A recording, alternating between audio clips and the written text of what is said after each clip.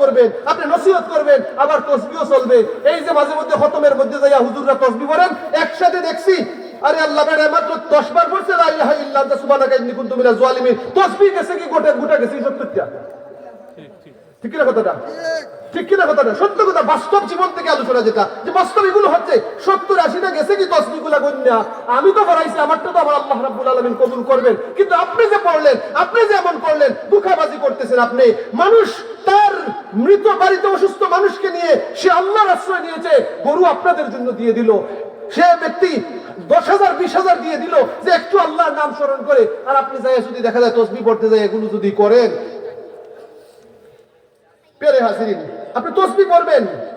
আমি বলছি না যে আপনি এই দেখানো তসবিহ বা 1 2 3 লেখা যে তসবিহ তাকে আংটির মতন এগুলো আপনি পড়বেন, অবশ্যই পড়তে হবে।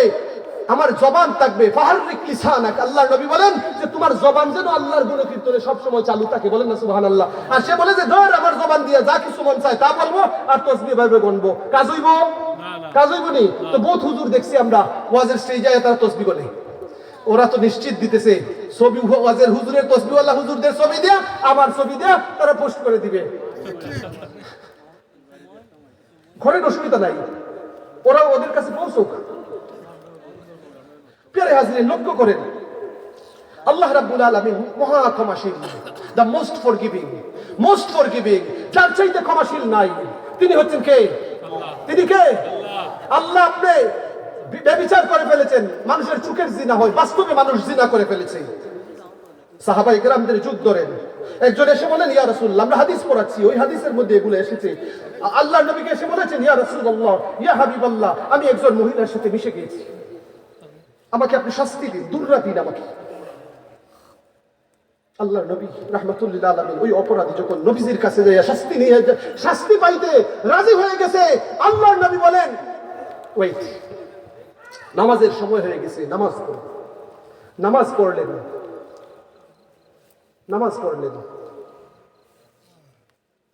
ইয়া রাসূলুল্লাহ, নামাজ তো শেষ, আমার শাস্তি দিন, আমি আর সহ্য করতে পারছি না, আমি কিভাবে এমন অপরাধ করলাম?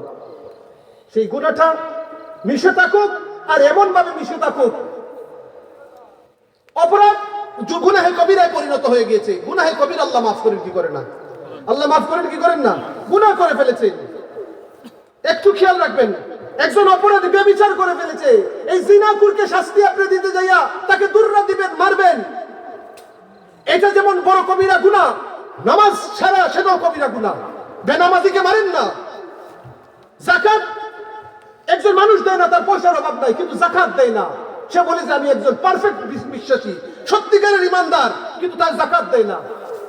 ওই মানুষের ব্যাপারে শাস্তি দিয়েছেন আবু বকর সিদ্দিক বলেন, যাকাত যার উপর ফরজ, সে যদি যাকাত দেয় না, তাহলে মুসলমান আর কাফিরের মধ্যে ব্যবধান কি? আমি তার সাথে যুদ্ধ করব। আল্লাহু আকবার বলেন না। গীবত, মানুষ নিয়ে পরচর্চা করা, এর চাইতে বড় গুনাহ হতে পারে না। আল্লাহর নবী বলেন জিনাকুরকে আল্লাহ চাহে তো মাফ করে দিবেন, কিন্তু গীবত যে করে, জিনা একটা নয়, দুইটা নয়, 100 জিনা করেছে কোন মানুষ, তাকে আল্লাহ চাহে তো মাফ করে দিবেন। কারণ জিনা যে ব্যক্তি করেছে, যারা দুইজন করেছে, ওরা জানে তাদের গুনার কথা, আর কাউকে কষ্ট দেয় নাই।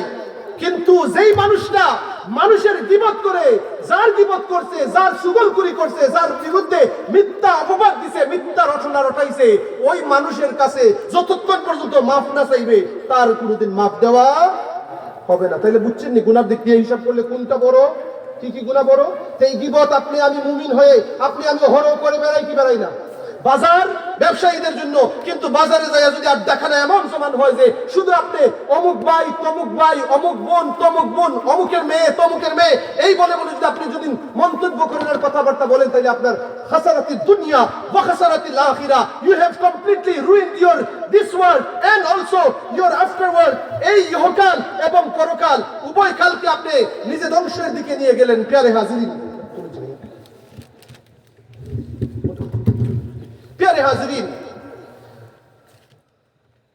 প্রিয় হাজিরিন, আমরা মুমিন, আমরা কি মুমিন, ইমানদার। আমাদের কিছু গুণাগুণ থাকতে হবে। কি থাকতে হবে? গুণাগুণ থাকতে হবে। আপনার কোয়ালিটি কি, আপনার পরিচয় আপনি জানেন। একজন মুসলমান চেহারার মধ্যে অনেক সময় দাড়ি থাকে না, বালা মুসলমান নাকি নাটা মুসলমান?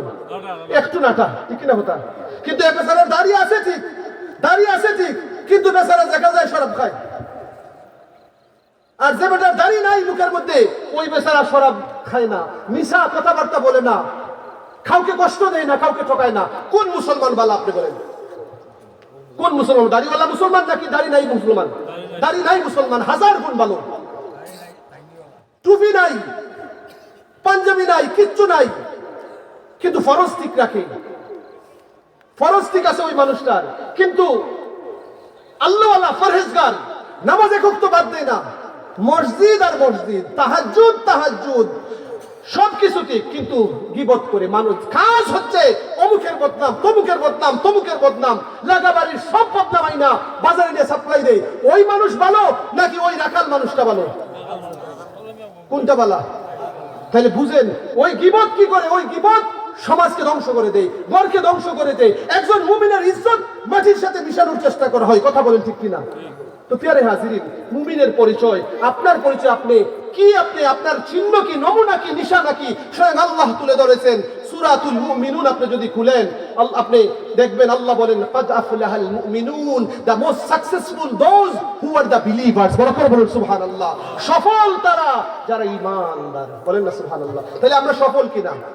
সফল নি আমরা? আমরা সফল। আল্লাহ প্রথমত আমাদের পরিচয় তুলে ধরার আগে আল্লাহ বলছেন তোমরাই সফল, তোমরা বিশ্বাস এনেছো। বলেন না সুবহানাল্লাহ। আমরা সব বিশ্বাস আনছি কিনা? না দেখিয়ে নবীজিকে বিশ্বাস আনছি কিনা? বিশ্বাস, আশ্চর্য ধরনের বিশ্বাসী আমরা। প্রিয় হাজির, আল্লাহ এবার বলেন আল্লাযীনা হুম ফি সলাতিহিম খাশিউন ক্বাদ আফলাহাল মুমিনুন। নিশ্চয়ই সফল হয়েছে ঈমানদার মানুষ যারা, পুরুষ যারা, মহিলা যারা, তারা সফল হয়ে গিয়েছে। ওই ঈমানদার সফল মানুষ কারা?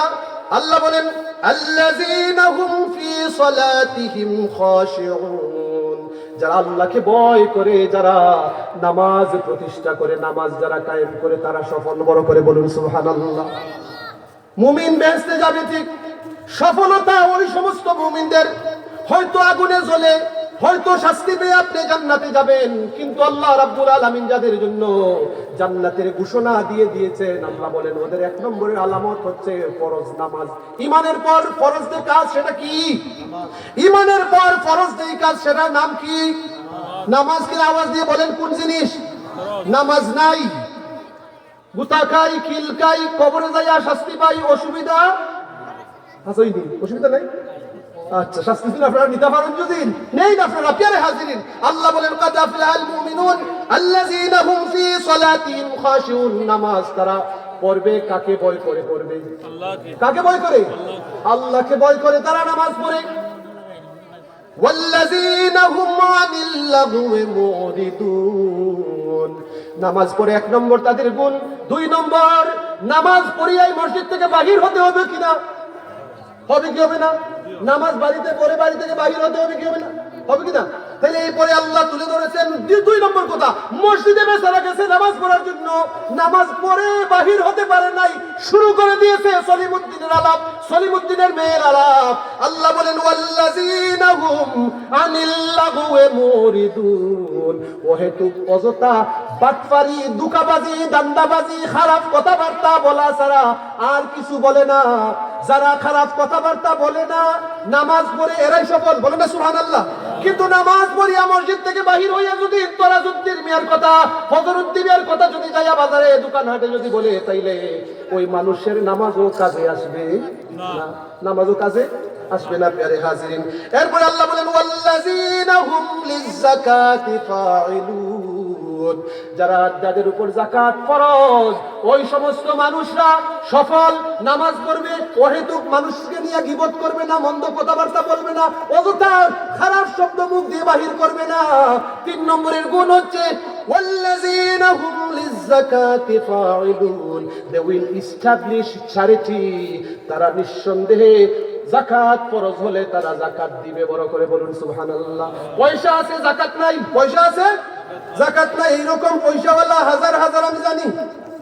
আছে কিনা? পয়সা তার অভাব নাই, কিন্তু যখন তার কাছে ভালো কাজের জন্য বলা হয় যে আপনি অমুক কাজে দান দক্ষিণা করেন, যে হুজুর পয়সা নাই, কেন নাই? হুজুর 50 লক্ষ টাকা দিয়া ওই কাজ করে ফেলেছি, হুজুর পয়সা নাই। হায়রে পুরা কপাল্লা, তোমার আসলে তুমি ইমানদার না। কারণ ইমানদার যদি তুমি সত্যিকারের হইতে, তাইলে বলতে শুনাইতে না যে 50 লাখ টাকা দিয়ে ওই কাজ করে ফেলেছো, তুমি বলতে যে হুজুর আপনি অমুক কাজের জন্য চেয়েছেন, অথবা আপনি আপনার ভাইকে বললেন আমার সাহায্য লাগবে, সে আপনাকে এমন কথা বলতো না যে ওই কাজে লাগিয়ে দিয়েছে, সে বলতো যে নেও তোমার সাহায্য, 100 টাকা 200 টাকা 1000 টাকা 5000 টাকা, বলতো কি বলতো না? যাকাত যারা দিবে, পয়সা আছে যাকাত দেয় না, এর ইমানদারির নিশানা পাওয়া যায় না। কথা বলেন ঠিক কিনা? প্যারে হাজির, আল্লাহ বলেন ওয়াল্লাযীনা লিফুরুজিহিম হাফিজুন। চতুর্থ নম্বরে যাই আল্লাহ রাব্বুল আলামিন বলেন নিজেদের সতীত্বের যারা হেফাজত করে তারাই হলো সত্যিকারের মুমিন, তারাই সফল কাম মুমিন। বড় করে বলুন সুবহানাল্লাহ। 4 নম্বরে এই কথা বলার পর তবে আল্লাহ রাব্বুল আলামিন বলেন সতীত্বের হেফাজত, লজ্জাস্থানের হেফাজত যারা করে, হাদিস শরীফে গেলে সময় লম্বা হয়ে যাবে, লজ্জাস্থানের হেফাজত যারা করে, ওই সমস্ত মানুষ লজ্জাস্থানের হেফাজত বউর কাছে করণ লাগে নাকি? অর্থাৎ আপনি মহিলা পর মহিলার সাথে যাইয়া আপনি মিলামিশা করবেন না। আপনি যদি আপনার আল্লাহ বলেন ইল্লা আলা আজওয়াজিহিম আও মা মালাকাত আইমানুহুম ফাইন্নাহুম গায়রু মালুমিন। তবে দাসী যারা রয়েছে অথবা নিজেদের স্ত্রী রয়েছে যারা, তাদের সাথে সে মিলবে, কিন্তু অন্য বেগানা কোন নারীর সাথে মিশবে না। এরপরে আল্লাহ বলেন ফামানিবতাগা ওয়ারা যালিকা ফাউলাইকা হুমুল আদুন। নিজের বউ ছাড়া, নিজের দাসী ছাড়া সে যদি অন্যের সাথে যায়, যদি মিশতে যায়, তাহলে আল্লাহ বলেন সে সীমা লঙ্ঘন করে ফেলেছে। সীমা লঙ্ঘন, ওটা সীমা অতিক্রম করছে। আল্লাহ দিয়েছেন হক, you can go up to there, you can mix with your wife only, you can only mix with your slave, but you cannot cross the limit। তুমি লিমিট যদি পার হয়ে যাও, অন্য নারীর সাথে যদি মিশে যাও, আল্লাহ বলেন সে সীমা লঙ্ঘন করে ফেলেছে। সে কি করেছে? সীমা লঙ্ঘন করে ফেলেছে। ফামানিবতাগা ওয়ারা যালিকা ফাউলাইকা হুমুল আদুন। আল্লাহ এবার 4 নম্বর 5 নম্বরের গুণ বর্ণনা করে আল্লাহ 6 নম্বরে যায় বলতেছেন ওয়াল্লাযীনা হুম লিআমানাতিহিম ওয়া আহদিহিম রাউন। বড় করে বলুন সুবহানাল্লাহ। আল্লাহ বলেন সফল ওই সমস্ত মানুষ। এর মধ্যে আল্লাহ রাব্বুল আলামিন এবার সূরা মুমিনুনের 8 নং আয়াতে বলেন আমানত যদি কারো কাছে দেওয়া হয়, সে পয়সাওয়ালা, সে যাকাতও দেয়, সে পয়সাওয়ালা যাকাতও দেয়, নামাজও পড়ে, অন্য নারীর সাথে যে মিশতেও যায় না, সব গুণ আছে। কিন্তু যদি আপনার কাছে কেউ যদি 1 লাখ 10 লাখ 100 500 1000 টাকা যদি আপনার কাছে আমানত রাখে, আপনি ওই আমানতদারি যদি ঠিক না রাখতে পারেন, তাইলে আপনিও সফল কাম না। কথা বলেন ঠিক কিনা? আপনি এমনও আছে যে পয়সাওয়ালা, সে ভাবতেও পারে না সমাজের মানুষ যে ওই মানুষটা লুট করবে। কথা বলেন ঠিক কিনা? 1 বছর যাইতে না যাইতে দেখা যায় সে বলে না না না আমি তার কাছ থেকে কোনো টাকা আনি নাই। এমন হয় কি হয় না? হতেই পারে এমন। প্যারে হাজির, এমন বহুত আছে। والذين هم على صلواتهم يحافظون। নামাজ প্রতিষ্ঠা করলে একটা এক ওয়াক্ত নামাজ কায়েম করা নয়, নিয়মিত সেই ব্যক্তি নামাজের সময় হয়ে গেলেই সে নামাজ আদায় করে। বড় করে বলুন সুবহানাল্লাহ। নামাজের মধ্যে হেরফের করে না। এবার আল্লাহ বলেন এই সমস্ত গুনাহগুণ বর্ণনা করতে যাই আল্লাহ রাব্বুল আলামিন বলেন উলাইকা হুমুল ওয়ারিসুন। আওয়াজ দিয়ে বলেন সুবহানাল্লাহ। আল্লাহ বলেন এরাই ওয়ারিস। এরা কি ওয়ারিস? ওয়ারিস কে হয়? ওয়ারিস সেটার হয়, অমুকের ওয়ারিস আল্লাহ বলে কি বলি না, অমুকের ওয়ারিস আল্লাহ। এরা কাদের ওয়ারিস? কিসের ওয়ারিস আল্লাহ?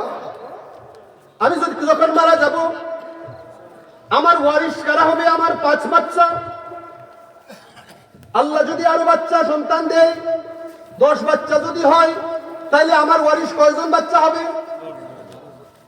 খুশি না নি আপনারা? চাই না নি আমার আল্লাহ বাচ্চা বাচ্চা দিতা? অসুবিধা নেই আপনারা? বাবা এটা শর্মের কিচ্ছু নিবা, শর্মের কিচ্ছু নেই। আচ্ছা মাশাআল্লাহ। আমার বর্তমানে আল্লাহ 5 বাচ্চা দিয়েছেন। আরো যদি 5 জন বাচ্চা সন্তান আমাকে আল্লাহ দান করেন, আমার যদি 10 সন্তান সন্ততি, আমি যখন মারা যাব, আমার ওয়ারিস কয়জন ছেলে মেয়ে হবে? কয়জন? বর্তমানে আছেন 5 জন। এখন কয়জন? আমি মারা গেলে এখন কয়জন? 5 জন। কয়জন?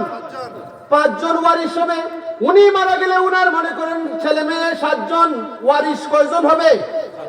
উনি মারা গেলে 7 জন ওয়ারিস হবে। আল্লাহ তুমি কিসের ওয়ারিসের কথা বলছো? কিসের আমরা ওয়ারিস হব? আল্লাহ বলেন উলাইকা হুমুল ওয়ারিসুন, এরা হইল গিয়া ওয়ারিস। শুননা সুবহানাল্লাহ। সেটা ওয়ারিস, এরা যারা নামাজ পড়ে, যারা মানুষের গীবত করে না, যারা যাকাত প্রদান করে, যারা নিজেদের ইজ্জতকে হেফাজত করে, যারা অন্য নারীর সাথে মিলামেশা করে না। আর কারা? যারা যাকাত প্রদান করে, যারা আমানতের খেয়ানত করে না। আমানত যে যেভাবে রাখে, কথাবার্তার আমানত আছে। আপনি একটা কথা বললেন, এবার দেখা যায় ওই কথা যখন আপনি বলেন যে ভাই তুমি তো বলছিলা আমাকে এই কথাটা, এবার তুমি মানুষের সামনে যে স্বীকার করো তুমি বলছিলা কিনা, সে বলবে যে না আমি বলছি না। ওই ধরনের আমানতদারও আছে কিনা, খেয়ানত করছে কিনা, এই ধরনের আমানতদার আছে না? টাকা পয়সা আপনার দিলাইছে, কিন্তু কথার দিকে আমানতদারিতা রাখে না, ডরাইছে। ডরাই কিনা? ডরায় না, ভয় করে না? সে ভয় করে বাপরে হবুকে অত বড় কথা কইছে, আমি নিজে শুনে আইছি, আইসে আরেকজনকে আপনি বললেন। এবার ওই মানুষটা দুঃখিত হইয়া বিচার প্রার্থী যখন হলো, যখন বললো যে তুমি কার কাছ থেকে শুনছো, আমি অমুক উমেদ আলী ভাই সাহেবের কাছ থেকে শুনছি, কোনান্নিয়া ভাই সাহেবের কাছ থেকে শুনছি, অমুক মাহফিলের সভাপতির কাছ থেকে শুনছি। এখন সভাপতি যাইয়া সহসভাপতি যাইয়া ওইখানে যাইয়া বলে যে না না না আমি এমন কথা বলছি না। আমানত ঠিক থাকবে। আপনার কথা কিছু কইলাম না, এমনি एग्जांपल উদাহরণ, একটা উদাহরণ। তো আমানত ঠিক থাকলো, আমানত ঠিক থাকলো না। এগুলা যাদের ঠিক থাকবে, সবকিছু ওকে থাকবে, আল্লাহ বলেন এরাই ওয়ারিস। আল্লাহ কিসের ওয়ারিস? এবার আল্লাহ বলেন আল্লাযীনা ইয়ারিসুনাল ফিরদাউস, বড় করে বলুন সুবহানাল্লাহ। হুম ফিহা খালিদুন, আল্লাহ বলেন এই গুণ যাদের থাকবে এরাই জান্নাতের ওয়ারিস। সুবহানাল্লাহ। এরা বেহেশতের ওয়ারিস। অর্থাৎ ওয়ারিস মানে অংশীদার, বেহেশতের অংশীদার ওই সমস্ত মুমিন যাদের এই গুণাগুণ রয়েছে। বলেন না সুবহানাল্লাহ। বেহেশতের অংশীদার হইতে চাইছেন না? চাইনি আপনারা? চাইন যদি এই গুণাগুণ থাকতে হইব কিনা? আজকে ওয়াজ শুনিয়া এই অভ্যাসগুলো নিজের মধ্যে আনবেন, নাকি মরানোর আগে একদিন আনলইব? ওইব, একদিন আনলই ওইব, অসুবিধা নাই। কিন্তু জানুন নি কোনদিন মরবা? খালপু যদি মরি যায় টাটা বইরা, ঘুমের মাঝে যদি মরি যায়।